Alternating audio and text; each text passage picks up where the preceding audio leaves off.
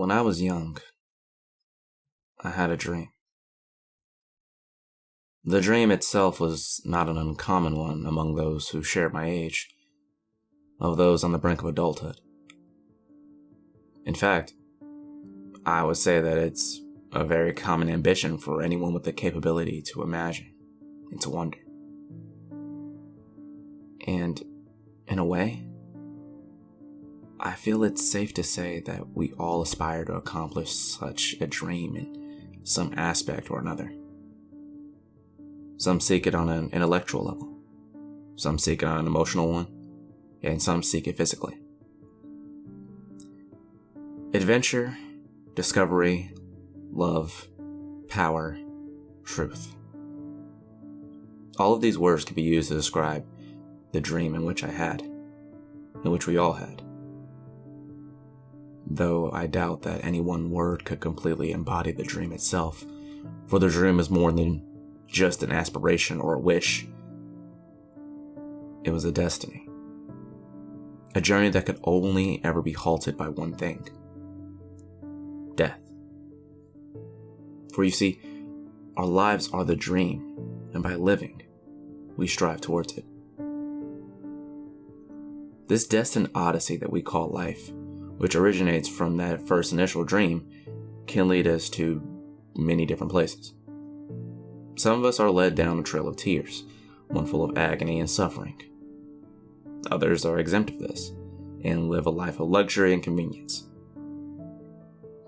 Most of us, however, end up following and living by the center road, a road that will never be plagued by exuberant or overly frequent misery, nor an utter lack of misfortune.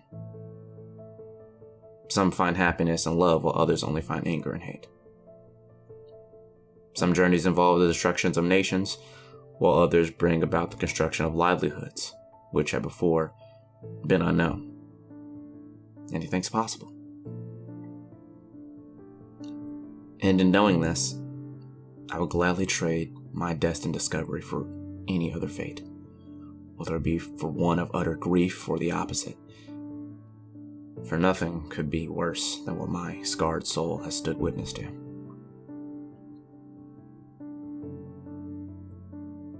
The Nevada sun is one of the harshest on the planet. It beats mercilessly down on all those who expose themselves to it, only allowing breaks from its damning heat during the freezing nights. For those who have not been born and raised in these sweltering conditions, it is easy to understand why they dread the place. Extreme heat is only welcome when accompanied by a large body of water, which has always been scarce in the desert wastelands of Nevada. But for someone who's lived there all their life, such as myself, it is home. Not just home, mind you, but a way of life. To my family, those vast mountains of tanned rock and that beating sun are sacred. We were there before the Europeans first discovered America, before the sounds of their thunderous muskets and cannons swept across the lands, before the East expanded into the West. But try as hard as we did to hide, the world eventually caught up with us. Along with the settlers came ambition and wonder. As one can imagine, it did not take long for the newcomers to discover the bountiful wealth of gold that lay just inside the mountains of our precious lands. And once the word was out, mining operations became as common in Nevada as scorpions in the sand. Over the years, the mines dried out, as would be expected. But rather than be sealed off, many were simply abandoned and left to be buried by time. Most of these old tunnel networks still exist today and are scattered quite abundantly throughout the otherwise sparse land. It was in these abandoned tunnels that I found joy and wonderment as a child. While others played outside in the blistering sun, I found adventure in the long-forgotten excavations of those long gone. It was in these places that I felt my dreams of exploration and discovery come to pass. As a young boy, I was limited only to the ones close to home. But as I grew older, I began to branch out, further and further, until I found myself venturing days at a time in an old pickup to look for traces of these ancient locations. By the time I was in my mid-20s, my fascinations with the old mines of Nevada had not diminished. Rather, it had grown. And with it, so had my skill in exploring them. I was 27 when I discovered the ancient mine shaft that would inevitably change my life forever. I had come to hear about it in a nearby town through a man who approached me while I was refueling at a gas station. He made a comedic remark about the tools in the back of my truck and asked if I was out searching for mines to explore. Well, politely, I replied with a yes. It was then that he spun me an extremely interesting tale. He claimed to have discovered the entrance to an old mine a couple years ago while searching for rare rocks to display in a museum he owned. According to him, it was buried under a considerable amount of brush and foliage in a canyon down the road from the gas station. What really intrigued me, however, was his suggestion that the mine had never been explored or set foot in since the old gold rush days. Naturally, I was hesitant to believe him due to how unlikely it was that such a place would go undiscovered for so long. Every mine I had ever set foot in had been picked clean by those looking for priceless relics to sell for exuberant amounts of money, which never bothered me.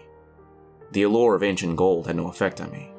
However, the thought of exploring a mine that had been completely untouched by anyone besides the miners who made it did seem quite appealing to me.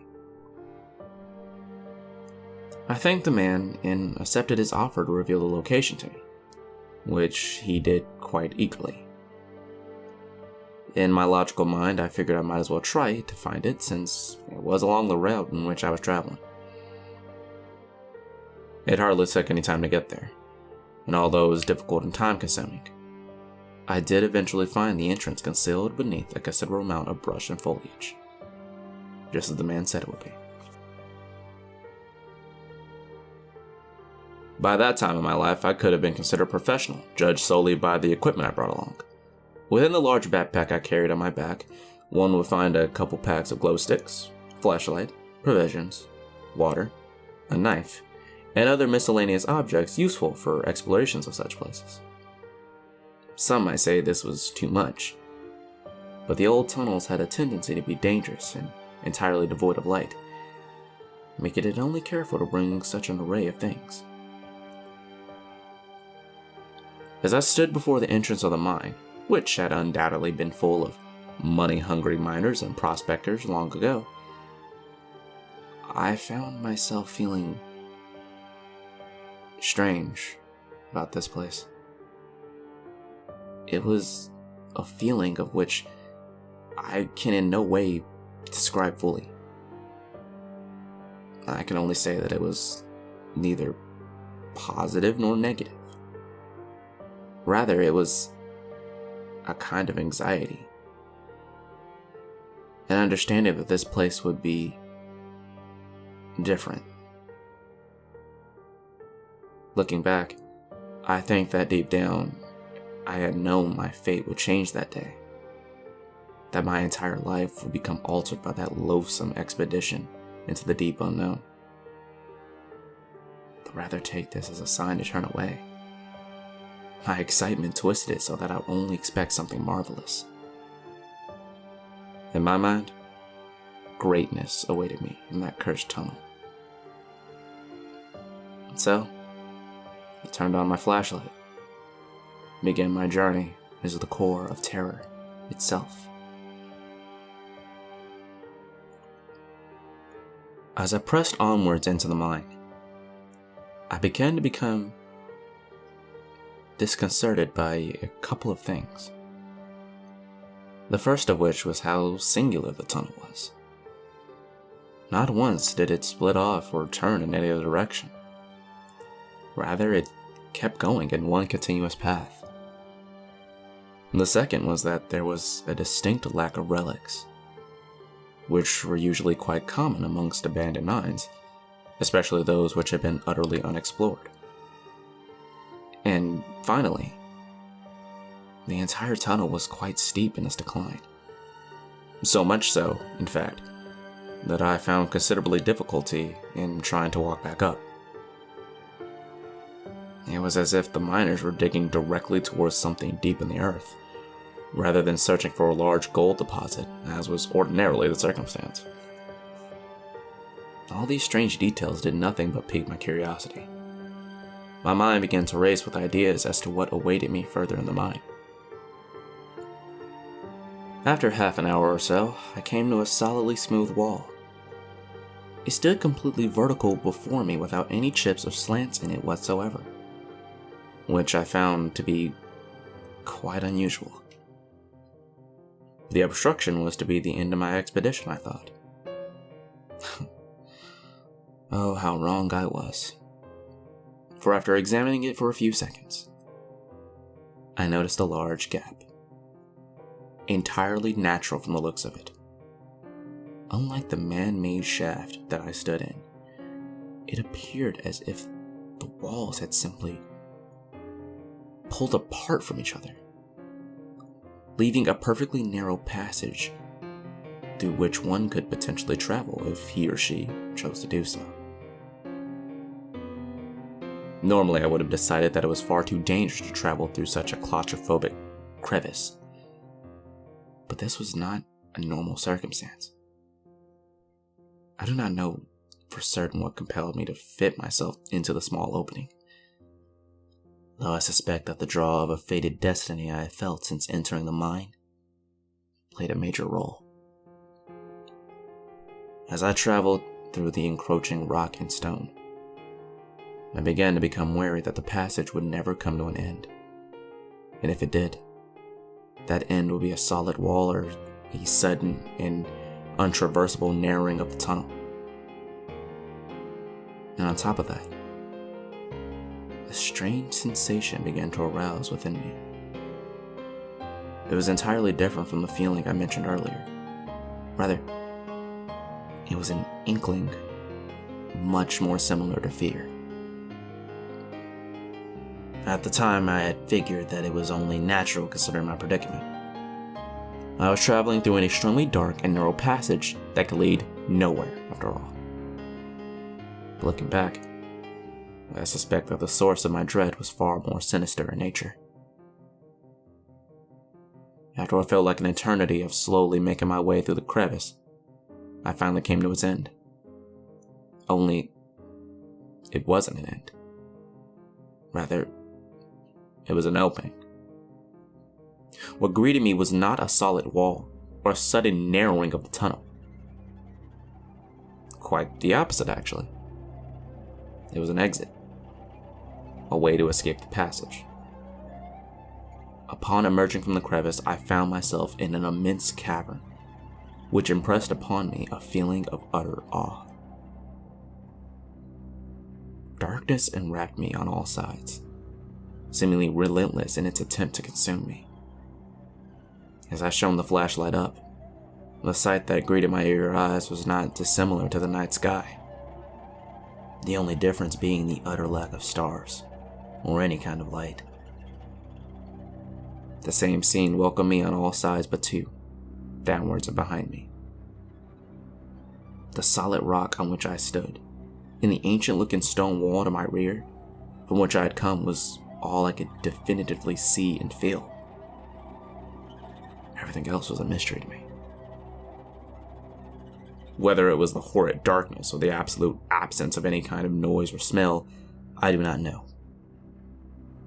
But something prompted a strong intuition from deep within my conscience that made me feel as though the cavern was of colossal proportion. And try as hard as I did, my meager flashlight did little to illuminate both the cavern and my knowledge of what exactly surrounded me. I reached down to the floor, picked up a loose pebble, and threw it as far as I could into the looming blackness. The sound received by my ears perplexed me, for it was not the noise of rock meeting rock. Rather, it was the loud, echoing thud of rock meeting metal.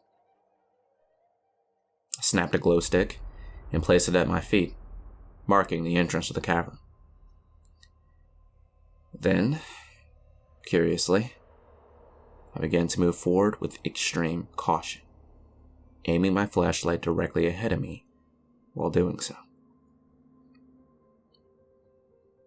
It was only after a couple of minutes of traveling that the tone of my boots meeting the stone beneath my feet changed to a sound more similar to the metal thud I had heard earlier. I aimed my flashlight downwards to see a metal, which appeared to be bronze, dug into the solid rock of the earth. My eyes widened as I came to the realization that I was standing on solid bronze. Not bronze ore or some mutated form of rock. No. Solid bronze metal. Bronze that had been melted down and shaped this way. I took to a crouching position and gave the metal a soft knock with my knuckles, which emitted a loud echo throughout the cavern. Based on the tone of the knock, I could immediately discern that the bronze was not hollow, and that it was indeed a thick layer of metal alloy. Curiosity overwhelmed me. I snapped a glow stick and placed it at my feet, marking the rim of the metal. I began to walk along the threshold in which the bronze and the stone collided, but never mixed. And as I did so, I did not encounter a single corner. Only a monotonous curve, which, after a long while, led me back to the glow stick I had placed earlier. It was then I understood the outlining shape of the alloy.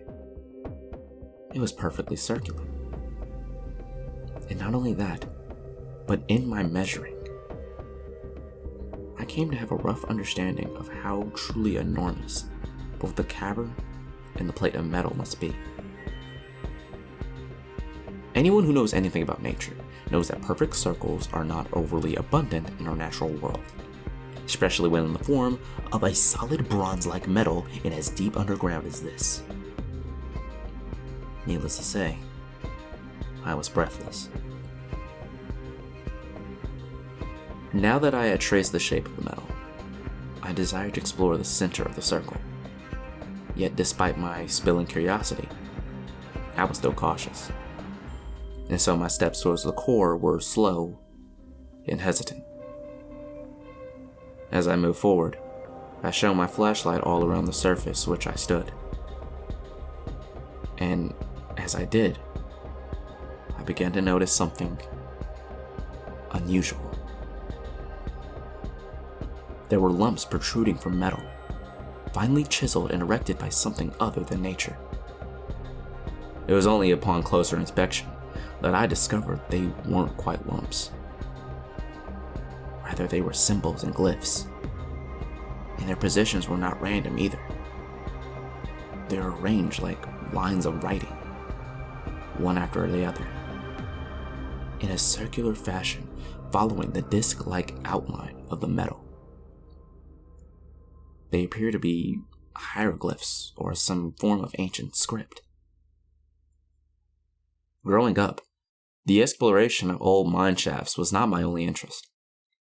I also had an extreme fascination with lost cultures from long ago. The Maya, the Inca, even my own Native American ancestral roots. I had studied many of the ancient dialects of lost civilizations from all over the world, but none of them were anything like the archaic geography that lay around my feet. In fact, the dialects I had studied seemed to be derived from the writing before me. For many of their combined letters and alphabet seemed uncannily similar to the glyphs around me. Lost in wonderment at the marvel on which I stood, I began to understand the impact this archaic folly could have on the world. My mind raced with possibilities as to its origin, and yet I could not settle on any one conclusion. The only thing I felt for certain of, in that eerily large cavern, was that the circular plate of metal predated any known civilization.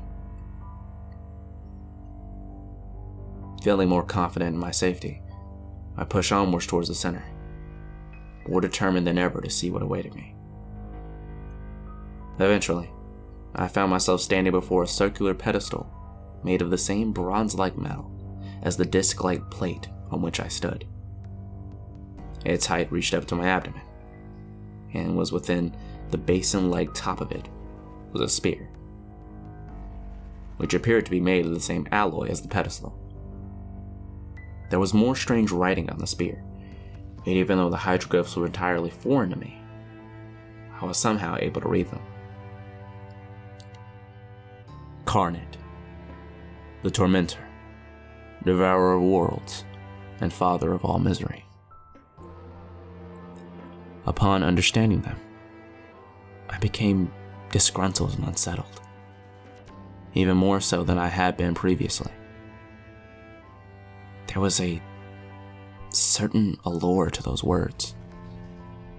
I felt the desire to grab the object and pull it from its pedestal, but I refused to give in, and quickly turned my attention downwards to the flat face of the otherwise circular pedestal in an attempt to escape the spear's power over me.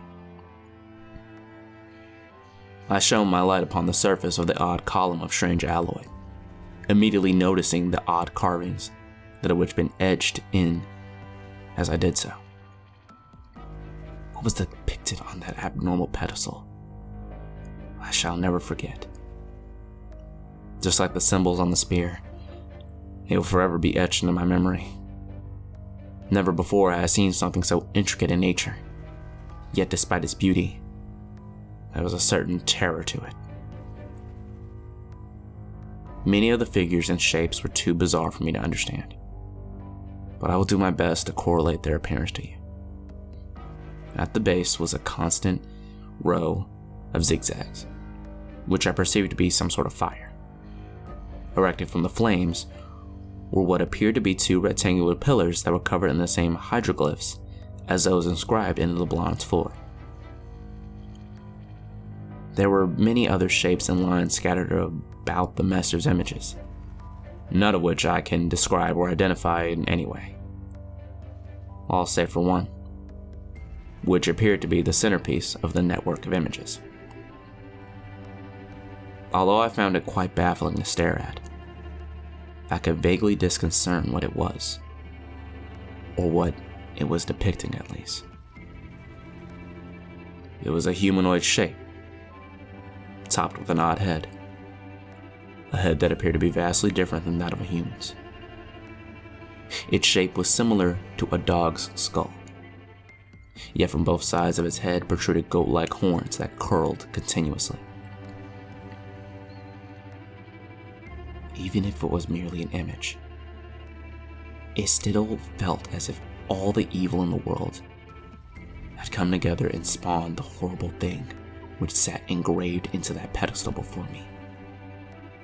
It inspired nothing but unmistakable fear within me, fear so primal and basic that I felt it more like a memory than an emotion, as if distress at its sight of this beast had been hardwired into the basic programming of my psyche.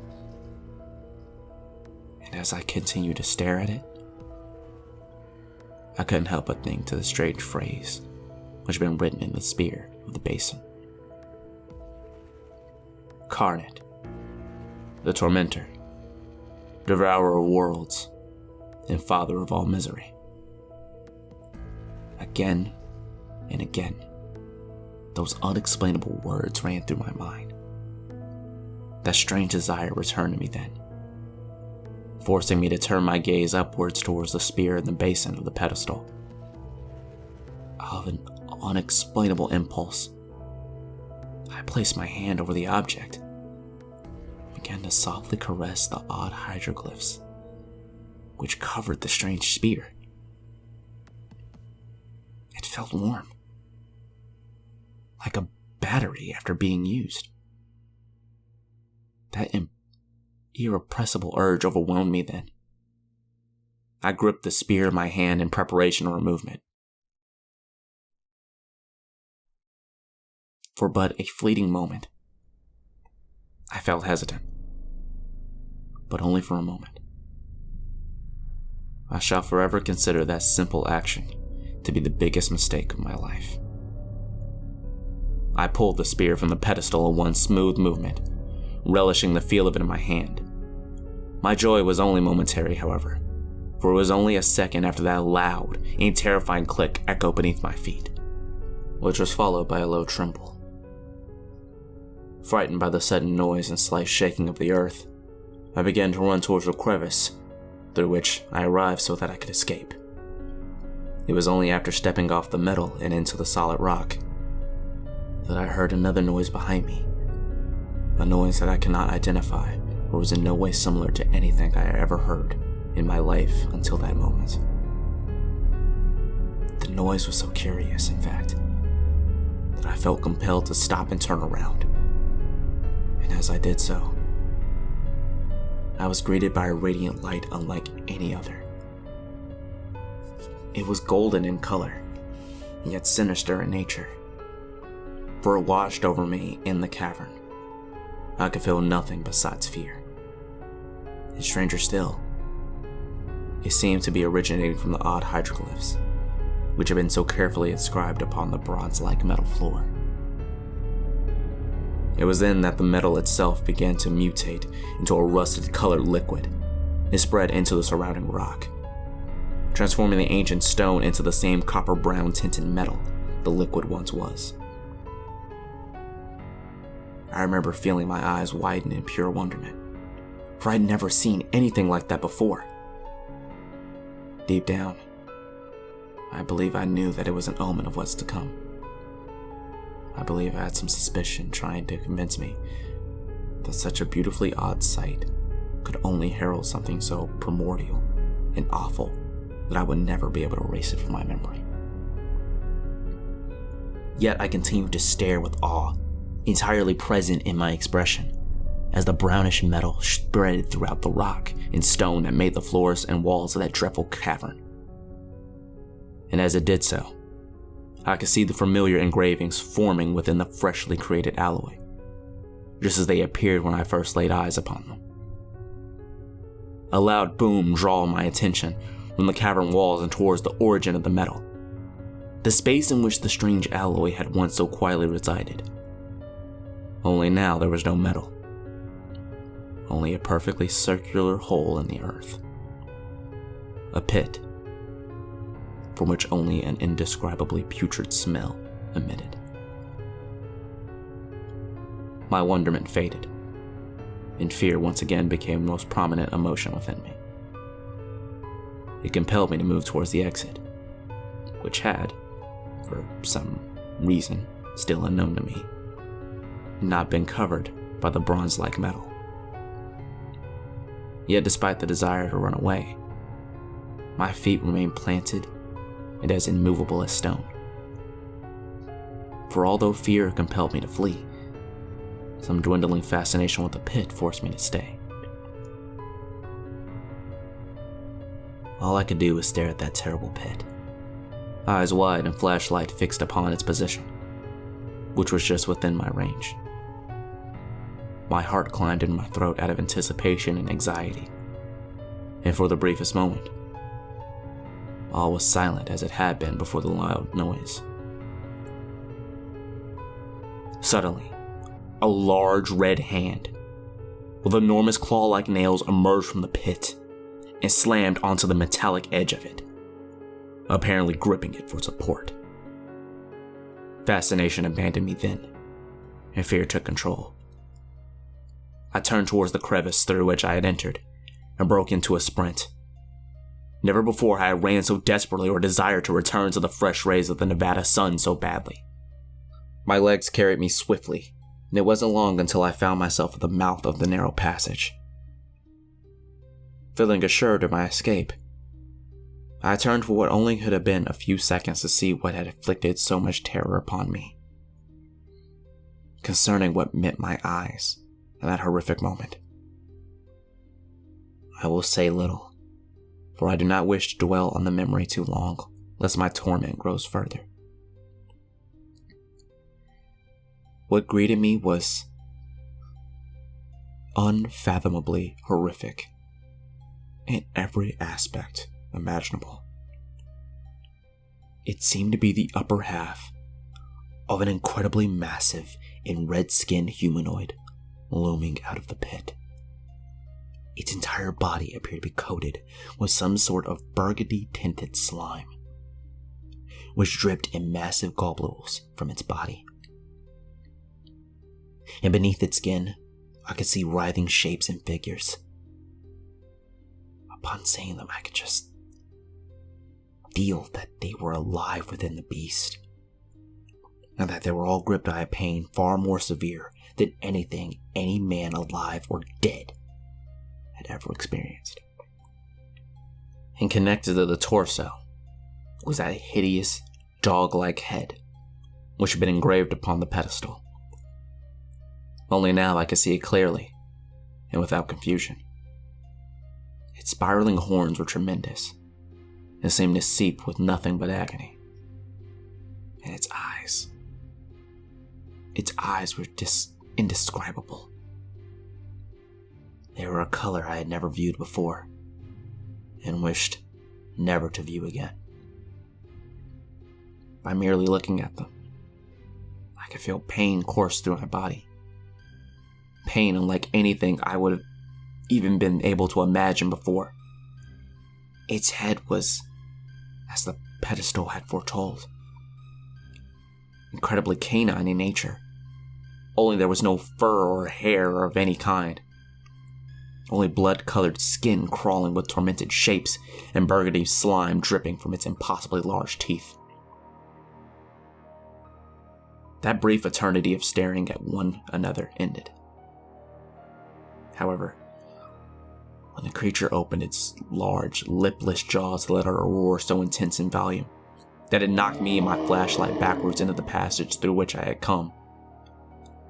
A loud noise followed the roar, and as I perked up to peer out through the narrow tunnel, I could see the familiar rust-colored liquid spreading over the mouth of the crevice in which I had lied, transforming into that same bronze-like alloy, covered in strange hieroglyphs, and creating a barrier between me and the thing from the pit. And then I ran. Concerning my escape through that ancient tunnel, I remember little, for I was in such a haze and panic condition that I can hardly recall a thing. Apparently, I was discovered sprawled out on a road near the mine by a nighttime driver and was promptly taken to a hospital. I was treated for a couple broken bones and minor cuts there, and thereafter questioned as to how I ascertained such injuries. I could provide no answers, only a blank stare. When I was finally released from the hospital, I was given all my belongings back. Among them was the horrid spear, which I had recovered from that wretched abyss. And that's it. That's my story. My encounter. My recounting of the day I came face to face with genuine evil. An evil so true in its form that no man could fully understand it. I know neither what it is nor where it came from, and I don't want to. Though I feel certain that both the metal and the giant were not of this world. The earth would never be able to conjure such things naturally. For the past 6 years, I've lived in misery because of what I experienced in that damned cave. Whenever I close my eyes, I see that terrible face with those horrible eyes and those awful horns. And every time do I feel the fear I felt in that moment fills me once again.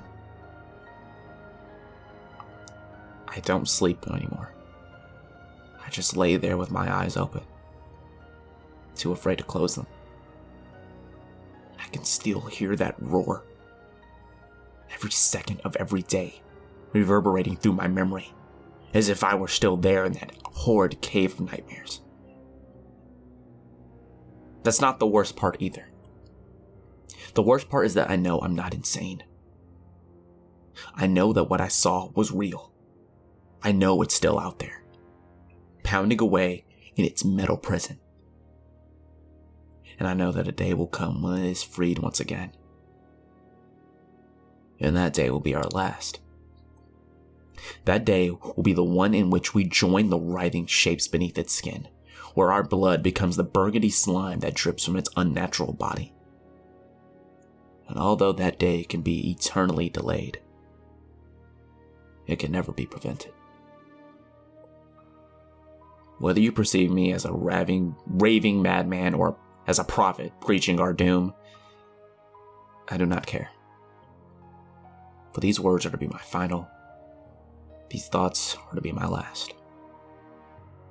Every man has a breaking point, and I have reached mine. There is a gun in my hand, and I intend to use it. Not on anyone else, mind you, for they yet have hope and reason to live in their heart. They have not seen what lurks beneath. This weapon, so commonly associated with sadness and war, is to be my salvation. I find it oddly heavy. Do not waste your time searching for the spear either, for I have stowed it away in a place where it shall never be found. Consider this last request to be my will of its entirety. Seek neither the mind nor its inhabitant, for you will only find a nightmare more horrific than anything you have dared imagine. And then the beast, incarnate, will be free.